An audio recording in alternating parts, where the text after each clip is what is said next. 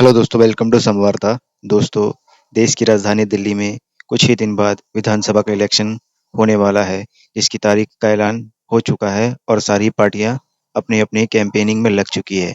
दोस्तों, आज के इस वीडियो में हम देखेंगे कि देश की राजधानी दिल्ली में सत्ता कर रही पार्टी आम आदमी पार्टी के पूर्व मुख्यमंत्री अरविंद केजरीवाल और उप मुख्यमंत्री मनीष सिसोदिया और करंट सीएम आतिशी और राघव जो कि राज्यसभा सांसद हैं और सौरभ भारद्वाज जो कि आम आदमी पार्टी के मंत्री हैं और काफ़ी कद्दावर नेता हैं।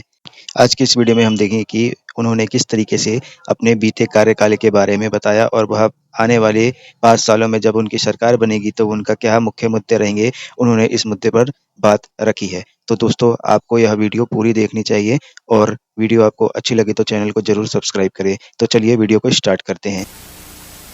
तो चलिए शुरू करते हैं। चलो भाई, देखो अब मैं क्या करता हूं। 2013 से कहानी शुरू करते हैं। 2025 आ गया है। अरविंद केजरीवाल जी के लिए कितनी बदल गई है दिल्ली और आप कैसे देखते हैं इसको? Not bad. Now you. देखिए, हमारे काम को आप एक तरह से 2 डायरेक्शंस में मान सकते हैं। एक हमारे दिल्ली के लोग हैं, उनमें अधिकांश लोग गरीब हैं या मिडिल क्लास है। महंगाई की वजह से, बेरोज़गारी की वजह से उनकी ज़िंदगियां बड़ी दुश्वार है, बड़ी कठिन है।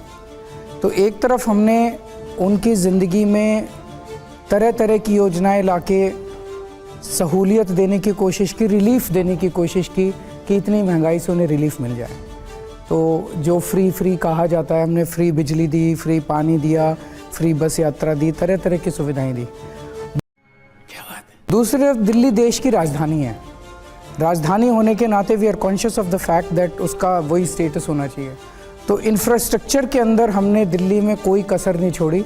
अगर जब प्रोग्राम के दौरान आप मौका देंगे तो मैं बताऊंगा कि पिछले हमारी सरकार 2015 में बनी थी, 65 साल में जितना दिल्ली में इंफ्रास्ट्रक्चर का डेवलपमेंट हुआ उससे ज़्यादा तेज़ी से पिछले 9 साल में हुआ।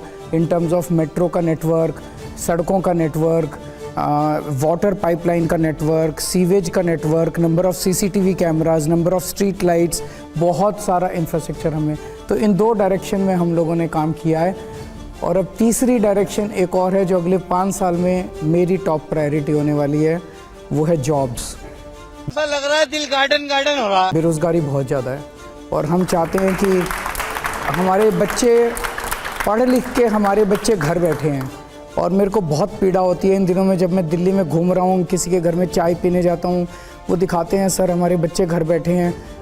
ये बच्चे अगर गलत संगत में पड़ गए तो बहुत मुश्किल हो जाएगी, लॉ एंड ऑर्डर प्रॉब्लम हो जाएगी। जॉब्स आप जो बता रहे हैं वो टॉप प्रायोरिटी होगी, लेकिन आप इस सारी इश्यूज पे मैं बात करूंगा। लेकिन अरविंद जी, लोग कह रहे हैं कि दिल्ली के लोग कह रहे हैं अरविंद जी बड़े बदल गए। वो देखिए पीछे मफलर अब दिखाई नहीं देता है, पहले कहते हैं ऊपर रखा हुआ है। अच्छा, मफलर ऊपर रखा हुआ। वो कहते हैं कि पहले दिल्ली में जब तक अरविंद जी मफलर नहीं पहनते थे सर्दी की घोषणा नहीं होती थी। नहीं, जब मैं बाहर जाता हूँ रोज शाम को सभाओं के लिए, आप देख लीजिए मफलर साथ ही होता है। आप पुरानी बात चली है तो मुझे कुछ वो दिन याद आ रहे हैं जब हम लोग आपको एकदम ग्राउंड पर कवर करते थे। 2013 में एक नीले रंग की वैगन आर, फ्रंट सीट पर आप बैठे रहा करते थे, नीला या लाल रंग का स्वेटर और एक बड़ी मामूली सी नीले रंग का स्वेटर, अभी भी बड़ी मामूली सी सैंडल और एकदम आम आदमी के ब्रांड एम्बेसडर। आजकल लोग आपको कई बार ब्रांडेड जैकेट्स में भी देखते हैं, ब्रांडेड कपड़ों में भी कई बार देखते हैं। वो जैकेट चांदनी चौक में 2,500 रुपए की मिलती है, लेकिन गाड़ियों का काफिला बहुत होता है। जिसको ये लोग आजकल मैं देख रहा हूँ, मतलब बीजेपी चुनाव इस बात पे लड़ रही है, केजरीवाल की जैकेट 25,000 रुपए की है, केजरीवाल के जूते ऐसे हैं। वो जैकेट जो मैं पहन रहा हूँ 2,500 रुपए की इन लोगों को दिला दूंगा मैं। चांदनी चौक में 2,500 रुपए की मिलती है। लेकिन चुनाव मुद्दों पे लड़ा जाना चाहिए। जनता को इससे कोई लेने देने नहीं है कि केजरीवाल की जैकेट कितने की है, शर्ट कितने की है, पैंट कितने की है। जनता कह रही है यार हमारे घर का खर्चा नहीं चल रहा, हमारे बच्चे बेरोजगार बैठे हैं, दिल्ली का इंफ्रास्ट्रक्चर बनाना है। उसमें आपका क्या विजन है? आपने 10 साल में क्या काम किया? आप मेरी सारी स्पीचेस उठा के देख लो। अभी आजकल रोज़ मैं रात को शाम को रैलियां करने जाता हूँ, पहला पोर्शन में बोलता हूँ पिछले 10 साल में मैंने ये काम किए, अगला पोर्शन बोलता हूँ अगले 5 साल में ये काम करूँगा। मेरे को वोट दो। ये लोग क्या कहते हैं, इनसे पूछो पिछले 10 साल में क्या काम किए। केजरीवाल है, केजरीवाल आतंकवादी है, केजरीवाल घिनौना है। अगले 5 साल में क्या करोगे? और अच्छी अच्छी गंदी गंदी गालियां इसको देंगे। क्या गालियां देने से दिल्ली का विकास होगा? क्या गालियां देने से दिल्ली सुधरेगी? हमें काम करने हैं यार, जनता ने हमें काम करने के लिए चुना है। मनीष जी, आपको याद है वैसे एक और चीज निशान जी बता दूं, हमारी टीम बहुत अच्छी है। ऐसी टीम देश में किसी पार्टी के पास नहीं है। ये सारे पढ़े लिखे लोग हैं और मेरे से ज्यादा पढ़े लिखे लोग हैं। मनीष जी, मुझे आपको याद आ रहा है इस टीम से, मैं एक क्विक आंसर लेना चाहूंगा। आपको याद आ रहा है वो वैगन आर का नंबर? नीले रंग की वैगन आर।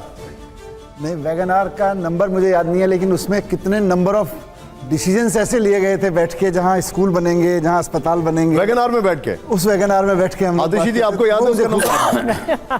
राघव जी? मगर क्यों? नहीं, मुझे नहीं। अरविंद जी, आपको याद होगा? मेरे को भी याद नहीं। आपको भी याद नहीं है? मैं आपको उस गाड़ी का नंबर याद दिखाता हूं, एक बार जरा ध्यान से देखिए। ये है वो गाड़ी वैगन आर, आपको देखिए जरा, DL7CG9769। अब बीजेपी वाले कहेंगे कि नंबर याद नहीं है, बदल गए केजरीवाल जी। तो यही मुद्दा है क्या? क्या जनता इस मुद्दे पे वोट दे रही है कि केजरीवाल का वैगन आर का नंबर क्या था? लोगों को इससे क्या लेना देना है? आप जैसे यहाँ सारा यूथ बैठा है, इनको अच्छी शिक्षा चाहिए, उनको अच्छे स्कूल चाहिए, उनको अच्छे कॉलेजेस चाहिए, उनको अच्छी यूनिवर्सिटीज़ चाहिए, और उसके बाद उनको जॉब्स चाहिए। उनका ये सब मिडिल क्लास से आते हैं। आज मिडिल क्लास की कौन पार्टी बात कर रही है? कोई पार्टी बात नहीं कर रही। मिडिल क्लास तो जब चुनाव होते हैं तो कोई पार्टी बात करती है बड़े बड़े उद्योगपति की, कोई पार्टी बात करती है निचले तबके की। इन मिडिल क्लास वालों की तो कोई बात ही नहीं करता। इनकी तो ज़रूरत तब पड़ती है जब सरकार को टैक्स लगाना हो। अगर कोई इनमें से अब सारे जो जाएंगे, कोई 10 लाख रुपए, कोई 12 लाख रुपए साल के कमाएगा, उसमें जीएसटी लगता है, एंटरटेनमेंट टैक्स लगता है, इनकम टैक्स लगता है, फलाना टैक्स लगता है, ढिमका। मैं कल लिस्ट बना रहा था, इतनी सारी लिस्ट थी कि 50% तनख्वाह टैक्सेस में चली जाती है। कहाँ तो लेन देवे? बदले में इनको क्या मिलता है? कुछ नहीं मिलता है इन लोगों को। तो अगर मैंने इनके बच्चों के लिए अच्छे स्कूल बना दिए, अब मिडिल क्लास के बच्चे मेरे स्कूलों में पढ़ रहे हैं, तो अगर मैंने इनके बच्चों को अच्छी शिक्षा दे दी, कौन सा गलत काम कर? आप जो बता रहे हैं, मैंने अगर इनके लिए अच्छे अस्पताल, अच्छे मोहल्ला क्लिनिक, ग्रेटर कैलाश से आता है ये, इससे पूछो। ग्रेटर कैलाश सबसे अमीरों की कॉलोनी है और सबसे अमीरों के एरिया में 4 मोहल्ला क्लिनिक हमारे पैक्ड कैपेसिटी पे चल रहे हैं। पूछिए इनसे। अब क्योंकि एक तस्वीर मैं आपको दिखाता हूं, क्योंकि अभी मैंने आपकी गाड़ी का नंबर पूछा था, एक तस्वीर जरा ध्यान से देखिए। वो मनीष जी, आपको जरा ध्यान से देखनी है वो तस्वीर। याद है आपको ये तस्वीर? कहाँ की है ये तस्वीर? ये बनारस के रेलवे स्टेशन की है। और क्या हुआ था तब? हम लोग रात को, हम और सर पहुंचे थे किसी गांव में, किसी प्रोग्राम में शामिल होकर आ रहे थे, राइट टू इन्फॉर्मेशन के। वहाँ से लौटे तो हमारी ट्रेन छूट गई थी। और हमारी अगली ट्रेन, हमें बताया गया कि उससे अगली ट्रेन रात को 3 बजे या 4 बजे थी, वो कहीं और से आनी थी। तो बस हम फिर, हमें लगा। कौन से साल की बात होगी मनीष जी? 2008-9 की। अब वो बीजेपी बार बार ये कहती है कि जिनकी ईमानदारी की कस्में खाई जाती हैं, आज उनके ऊपर भ्रष्टाचार के गंभीर आरोप लग रहे हैं। शराब नीति के चलते आपके कई नेता जेल में चले गए। आप जब जनता के बीच में जा रहे हैं तो क्या कह रही है जनता? अभी मजा आएगा ना भिड़ो। जनता बात ही नहीं कर रही इन मुद्दों की। आपको मैं एक चीज समझने की कोशिश कीजिए। 2013 में जब हम पहला चुनाव लड़े थे, जनता ने हमें क्यों वोट दिया? उसके पहले तो हम सत्ता में थे ही नहीं, हमने कोई काम ही नहीं किया था। हम ये कह ही नहीं सकते थे कि हमने ये काम किया, ऐसा काम किया। उसके पहले अन्ना आंदोलन हुआ था। अन्ना आंदोलन में लोगों ने देखा कि ये लड़के बड़े ईमानदार हैं, कट्टर देशभक्त हैं, जिद्दी हैं, एक बार ठान ले तो फिर पूरा करके छोड़ते हैं। वो क्वालिटीज़ आज तक हमारी हैं। कट्टर ईमानदार हैं, देशभक्त हैं। क्या ये कट्टर? एक मिनट, जिद्दी हैं। बीजेपी इसके काउंटर में, उनके पास कुछ नहीं है, तो रोज हमारे ऊपर कीचड़ फेंकते हैं, रोज हमारे ऊपर की। उन्होंने बैठ के षड्यंत्र रचा कि केजरीवाल की ईमानदारी को अटैक करो। सारे झूठे सच्चे केसेस लगाए हमारे ऊपर, एक भी पैसे की रिकवरी नहीं हुई। पूरे इतनी 500 से ज़्यादा रेड हो चुकी, एक भी पैसे की कहीं रिकवरी नहीं हुई। अब मैं आपसे पूछता हूँ, अगर हमने पैसा कमा ही लिया होता, ये अतीशी लोगों के सामने चंदा मांग रही है, ये मनीष सिसोदिया, इनके पास चुनाव लड़ने को पैसे नहीं है। अगर हमने 100 करोड़ रुपए कमा लिए होते, वो तो चुनाव तो आराम से लड़ लेते। यार ये क्राउड फंडिंग ये कर रही है, क्राउड फंडिंग वो कर रहा है, क्राउड फंडिंग सौरभ भारद्वाज कर रहा है, जनता से चंदा मांग रहे, जनता दिल खोल के चंदा दे रही है। लेकिन इनको, इन लोगों को कहना पड़ा बस हो गया, मेरे को इतना ही पैसा चाहिए। एक मिनट में आ रहा हूँ, यही नहीं, अभी और सुनिए। तो मेरा ये कहना है, इन्होंने इतना कीचड़ फेंका भाई, केजरीवाल के ऊपर चिपक जाएगा। केजरीवाल पे कीचड़ चिपका नहीं। जब मैं जेल से वापस आया, इन्होंने इतने भ्रष्टाचार के आरोप लगा लिए थे। मैं जनता के बीच में गया, पदयात्राएं की। अगर मेरे को जनता भ्रष्टाचारी कहती तो मेरे मुंह पे जनता कह देती केजरीवाल तूने धोखा दिया हम लोगों को। केजरीवाल ने, जनता ने गला लगाया मुझे। कई माताएं रोई मेरे से, मेरे कंधे पे वो रख के कि जब तू गया था अंदर, हमने तेरे लिए बहुत मन्नतें मांगी। तो ये जनता देख रही है कि इनको तंग किया जा रहा है, इनके काम को रोकने के लिए, जो ये अच्छा काम कर रहे हैं, इनको काम को रोकने के लिए इनको परेशान किया जा रहा है। और जिस तरह से हमें परेशान किया गया है, मुझे नहीं लगता भारत के इतिहास में कभी इस तरह की परेशानी किसी को दी गई है। लेकिन अरविंद, क्या बात है सर, क्या बात है सर, क्या बात, ये बात है कि फैसला जनता को नहीं, कोर्ट को करना है। तो कोर्ट का फैसला तो अभी आया। कोर्ट में ईडी ये कह चुकी है कि शराब घोटाले के किंगपिन आप हैं। ईडी तो कोर्ट नहीं है, और ईडी को तो रोज ही डांट पड़ती है कोर्ट से। ईडी तो अब इनकी एक वो हेंचमैन को हिंदी में क्या बोलते हैं? मैन फ्राइडे सर, वो पॉलिटिकल विंग है सर एक तरीके। नहीं, पॉलिटिकल विंग भी नहीं, जो होता है ना हेंचमैन होता है, मतलब आपको अगर किसी कसाई गुर्गा जो होता है ना, किसी को अगर मरवाना है, आप अपने 4-5 आदमी पाल के रखते हैं, किसी को मरवाना है तो भेज देते हैं। ईडी वो हो गई है केंद्र सरकार की। ईडी पे किसको भरोसा है? कोर्ट से रोज डांट खा के आती है ईडी। कोर्ट, जिस दिन कोर्ट ने अभी तक कोर्ट ने एक बड़ा स्टेटमेंट दिया था जब मनीष सिसोदिया की जमानत की सुनवाई चल रही थी। जस्टिस खन्ना ने कहा था इस केस में ना गवाह हैं ना सबूत हैं, ये केस 2 मिनट नहीं टिकेगा ट्रायल के दौरान। देखा था ना आपने? This case will not stand 2 minutes of cross examination during trial. This is a big statement from the chief justice of the country. उनके मुंह से ये अगले दिन फ्रंट लाइन हेडलाइन थी सारे अखबारों की, this case will not stand even for 2 minutes। So it's a political case. लेकिन बीजेपी, तू समझा? हाँ। नहीं, तू समझा नहीं। It's a political conspiracy. BJP का ये कहना है कि अभी ट्रायल शुरू नहीं हुआ है, आपको जमानत मिली है, हम यहाँ पे बीजेपी के क्वेश्चंस के जवाब ही नहीं देने हैं, हम इनके क्वेश्चंस के जवाब देने आए। मैं आपसे कहने दीजिए। खबर आती रही कि अगला नंबर आतिशी जी का होगा, ऐसी खबरें आई। फिर आया कि सौरभ का हो सकता है, राघव का हो सकता है। जब ये सारी खबरें आ रही थी, क्या चल रहा था दिमाग में आतिशी जी आपसे? डर, मजा नहीं आ रहा है तो लगा होगा आप लोगों को। देखिए, 2 साल से जिस तरह से आम आदमी पार्टी को परेशान किया गया, हमारे नेताओं को जेल डाला गया, मुझे नहीं लगता कि इस देश के इतिहास में कभी भी किसी पार्टी पर इतना अत्याचार हुआ होगा। एक के बाद एक, पहले सत्येंद्र जैन जी को गिरफ्तार किया, मनीष जी को गिरफ्तार किया, संजय सिंह जी को गिरफ्तार किया, फिर अरविंद केजरीवाल जी को गिरफ्तार किया। लेकिन इतनी मुश्किलों के बाद भी इन लोगों ने सोचा था कि ये हमारी पार्टी को तोड़ देंगे। जब सब लोगों को जेल भेजा तो हमें भी मैसेज आते थे, हमें भी इनके मैसेज आते थे कि तुम आ जाओ भारतीय जनता पार्टी में, वरना अगला नंबर तुम्हारा हो जाएगा। लेकिन हम क्योंकि ईमानदार हैं, हम क्योंकि देशभक्त हैं, हम इनकी धमकियों से डरे नहीं, दबे नहीं, टूटे नहीं। और मैं ये भी कहूँगी कि सिर्फ आम आदमी पार्टी के नेता नहीं, आम आदमी पार्टी के नेताओं के परिवार को भी मैं सलाम करती हूँ कि जिस पत्नी का पति 17 महीने से जेल में, मनीष सर की वाइफ की तबीयत इतनी खराब रहती है, उनके घर कोई आया, उन्होंने इनको इनडायरेक्ट मैसेज दिया कि जी अगर मनीष जी बीजेपी में आ जाएं तो बीजेपी उनको छोड़ देगी। आपको पता उन्होंने क्या कहा? उन्होंने कहा कि जिस दिन मनीष ने अरविंद भैया को छोड़ दिया ना, मैं मनीष को छोड़ दूंगी। तो और अभी तो रुको, क्लाइमैक्स अभी बाकी है। ये देखिए ये होता है देशभक्ति का जज्बा। जी आप लोग नाम क्यों नहीं बताते? कौन लोग हैं जो अप्रोच करते हैं? किसने अप्रोच किया था बीजेपी से? देखिए होता क्या है कि उनकी स्ट्रैटेजी क्या होती है कि वो हमारे ही परिवार वालों और दोस्तों के थ्रू मैसेज भिजवाते हैं। सबूत होगा उसका? सबूत अब यहाँ पे सबूत तो हम कहाँ से सबूत दें? हमारे पास कोई आया तो हम सबकी रिकॉर्डिंग करते फिर नहीं, लेकिन आप कहते थे कि स्टिंग ऑपरेशन कर लो जनता से, तो कौन था? मनीष जी के पास जेल में कम से कम 4 बार पहुंचे, पूछिए उनसे। अब मनीष जी वहां पे जेल में रिकॉर्डर थोड़ी उनको अलाउड है। कौन था मनीष जी जेल में? आपके पास कौन आया था? अब मेरे पास तो कोई कुछ भी बन के आता था कि भाई मिलने आए और उसके बाद आके यही कहता था। मेरे घर में मेरी वाइफ के पास लोग आते थे। निशांत जी ये इम्पोर्टेंट नहीं है, इम्पोर्टेंट ये है कि इन सारी घटनाओं से क्या निचोड़ निकल के आ रहा है। भ्रष्टाचार नहीं हुआ था, आम आदमी पार्टी के नेताओं को तोड़ के बीजेपी में शामिल करने का ऑपरेशन हुआ था।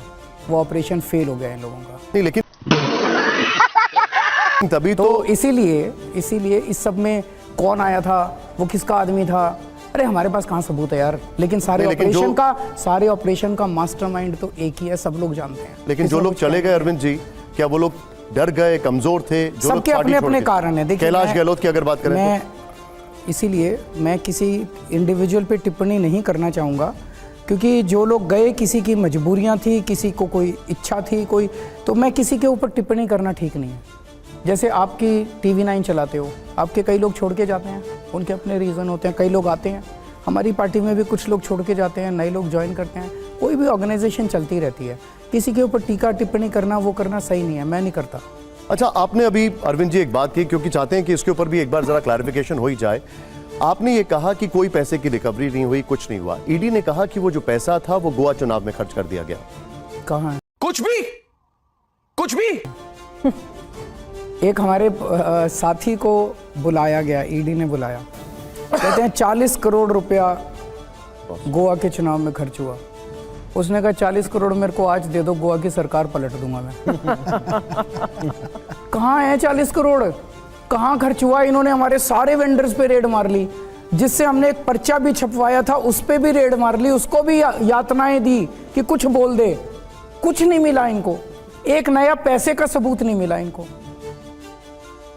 रियली बोला वो, ईडी में उसने स्टेटमेंट दिया, कहते हैं 40 करोड़ खर्च हुआ। उसने कहा जी 40 करोड़ मेरे को आज दे दो, मैं गोवा में सरकार बना लूंगा अपनी। लेकिन वो कह रहे हैं जो खर्च होगा वो रिकवर कहाँ से होगा? तो खर्च हुआ, खर्चे का तो कहीं का हिसाब होगा, कोई हवा में थोड़ी उड़ गया। कोई तो आके कहेगा मेरे से पर्चे छपवाए थे, मेरे से सारा कुछ रिकॉर्डेड है, सारा कुछ भाई चेक में हुआ है। अरविंद, मनीष से भी पूछा था, आपसे भी मैं पूछूंगा, लेकिन राघव जी क्योंकि आप यहाँ पर हैं, तो ये मामला निजी है और इस पर राजनीति बहुत हो रही है, क्योंकि अभी हमने ये सवाल उनसे किया, आपकी शादी को लेकर कई सवाल उठे। मेरा सिंपल से सवाल, शादी को लेकर क्या? एक मिनट निशांत, आपने बड़ी आलीशान शादी, एक मिनट, कोई सेंसेस बात एक मिनट निशांत, आप में से कितने बच्चों को देश की शिक्षा की परवाह है? हाथ खड़े करो। आप में से कितने बच्चों को अस्पतालों की चिंता है? आप में से कितने बच्चों को राघव की शादी के खर्चे की चिंता है? एक आदमी को चिंता है। चलिए ठीक है, विवाद अपनी जगह हो सकते हैं, लेकिन एक बात जिसकी आपको वाकई में काफी क्रेडिट दिया जाता है, काफी श्रेय दिया जाता है, वो ये है कि आप अरविंद केजरीवाल ने राजनीति को शिक्षा, बिजली, पानी, रोजगार पर लौटा दिया। रोजगार तो आपने अभी अभी जिक्र किया। हालांकि बीजेपी शराब नीति पर चुनाव लड़ रही है, लेकिन बीजेपी किस पे लड़ रही है? शराब नीति पर चुनाव लड़ रही है, लेकिन अरविंद केजरीवाल किस मुद्दे को अपनी सबसे बड़ी कामयाबी मानते हैं? तो रुको जरा, सबर करो, बोला धक्का बुक्की नहीं करने का, आराम से लेने का। हाँ, मैं 2 चीजों को सबसे बड़ी कामयाबी मानता हूं। एक है बिजली, 24 घंटे बिजली कर दी पूरे देश में। इनकी बीजेपी की 20 राज्यों में सरकार है, एक भी राज्य में 24 घंटे बिजली नहीं आती। गुजरात में 30 साल से सरकार है, फिर भी वहाँ 24 घंटे बिजली नहीं कर पाए। ये हमारी सबसे बड़ी अचीवमेंट है। और दिल्ली में सबसे सस्ती बिजली है। अगर दिल्ली में आप 200 यूनिट इस्तेमाल करते हो तो फ्री है, और 400 यूनिट इस्तेमाल करते हो तो 800 रुपये लगते हैं। गुजरात में अगर आप 400 यूनिट बिजली इस्तेमाल करते हो तो 4,500 रुपये लगते हैं। इन मिडिल क्लास वालों से पूछो, 4,500 रुपये तो काफ़ी होते हैं महीने के। अगर बचा दिए आप लोगों के 4,500 तो कोई बुरा थोड़ी किया, सस्ती बिजली दे दी, 24 घंटे बिजली दे दी, खत्म। Bye bye tata goodbye गया।